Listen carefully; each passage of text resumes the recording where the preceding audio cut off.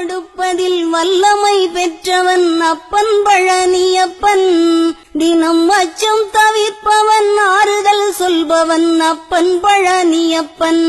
கள்ளங்கவடம் இல்லாதவர் தம்மிடம் காவலில் நின்றிருப்பான். அங்கு கால்நடையாய் வரும் மானிட ஜாதியை கண்டு கழித்திருப்பான். துள்ளி வரும்படி வெளுக்கு மேலொரு ஜோதி பிழம்பும் உண்டோ, அந்த சுப்பையன் போல் ஒரு அற்புத தெய்வத்தை சொல்ல மொழியும் உண்டோ. பக்தருக்கென்றே திறந்திருக்கும் தென் பழனியை கண்டு கொள்வோம். அங்கு பாலாபிஷேகமும் தேனாபிஷேகமும் செய்து பணிந்திடுவோம். செட்டி முருகன் எனும் பெயர் பெற்றவன் தண்டாயுதம் அல்லவா. அந்த சித்திரவள்ளியும் ஜாடையில் மற்றொரு செட்டி மகள் அல்லவா.